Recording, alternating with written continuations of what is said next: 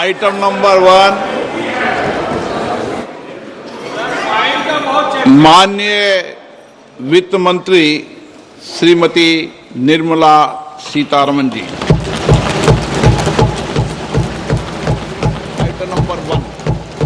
Item number 1.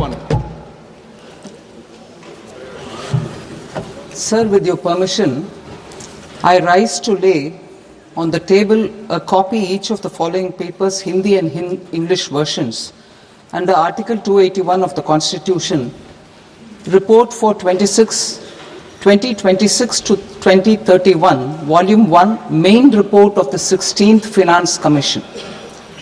2. Report for 2026-2031, Volume 2, Annexures of the 16th Finance Commission. Number 3, explanatory memorandum as to the action taken on the recommendations contained in the above report. Item number 2, माननीय वित्त मंत्री निर्मला सीतारमन जी.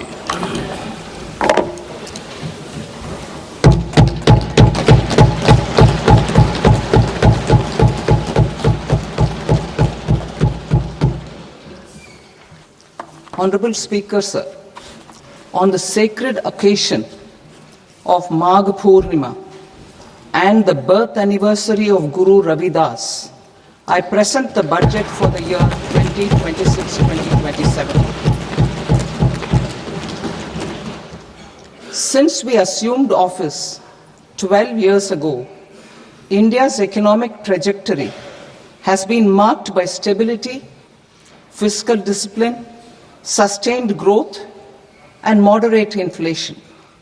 This is the result of conscious choices we have made, even in times heightened uncertainty and disruption. Our government, led by Honorable Prime Minister Modi, has decisively and consistently chosen action over ambivalence, reform over rhetoric, and people over populism. We have pursued far-reaching structural reforms, fiscal prudence and monetary stability, whilst maintaining a strong thrust on public investment.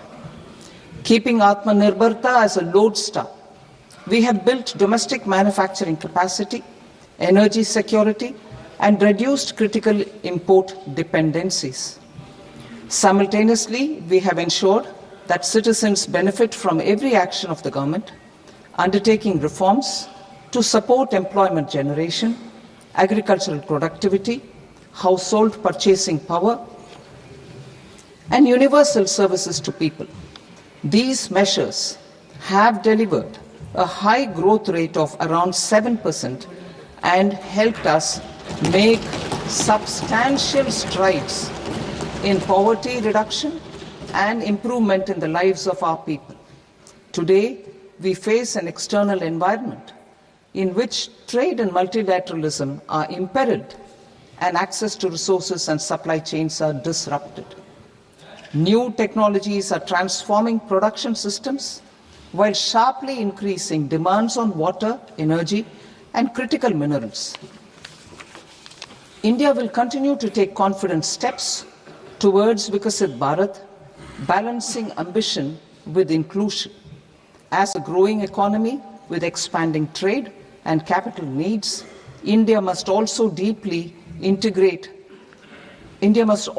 remain deeply integrated with global markets, exporting more and attracting stable long-term investment. As I begin Part A, I want to express my gratitude to the people for standing firmly with us as we forge our way together towards becoming one of the largest economies of the world.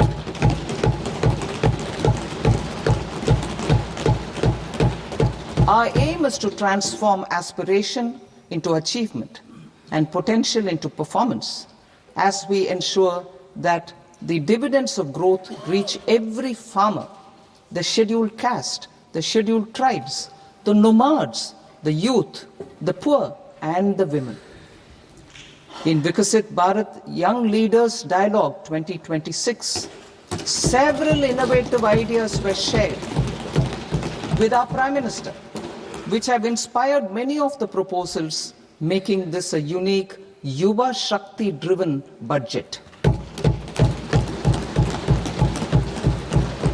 Our government's sankalp is to focus on our poor, underprivileged, and the disadvantaged. To deliver on this sankalp, and given that this is the first budget prepared in Kartavya Bhavan, we are inspired by three Kartavya. Our first Kartavya is to accelerate and sustain economic growth by enhancing productivity and competitiveness and building resilience to volatile global dynamics. Our second Kartavya is to fulfill aspirations of our people and build their capacity, making them strong partners in India's path to prosperity. Our third Kartavya, aligned with our vision of Sabka Saath, Sabka Vikas, is to ensure that every family, community, region, and sector has access to resources, amenities, and opportunities for meaningful participation.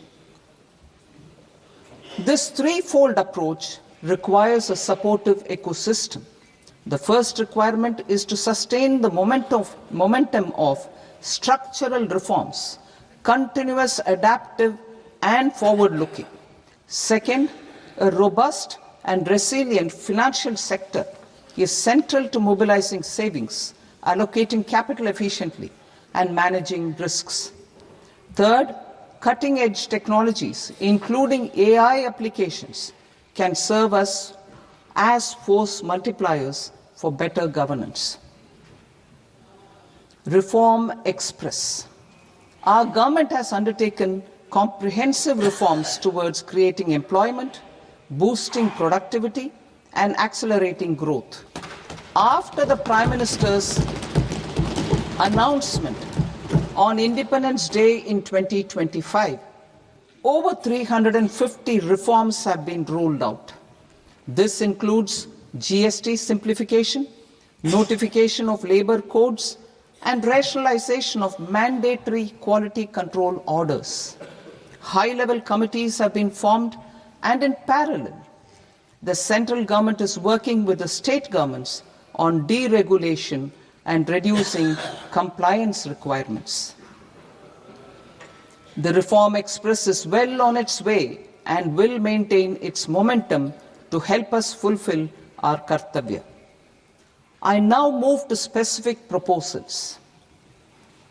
Under our first Kartavya, to accelerate and sustain economic growth, I propose interventions in 6 areas. 1. Scaling up manufacturing in 7 strategic and frontier sectors. 2. Rejuvenating legacy industrial sectors. 3. Creating champion MSMEs. 4. Delivering a powerful push for infrastructure. 5. Ensuring long-term security and stability. And 6. Developing city economic regions. Scaling up of manufacturing in 7 strategic and frontier sectors. Biopharma Shakti, meaning biopharma strategy for health advancement through knowledge, technology, and innovation. India's disease burden is observed to be shifting towards non-communicable diseases like diabetes, cancer, and autoimmune disorders. Biologic medicines are key to longevity and quality of life at affordable costs.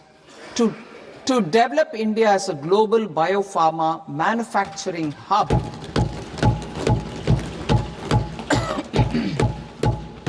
I propose the Biopharma Shakti with an outlay of 10,000 crores over the next 5 years.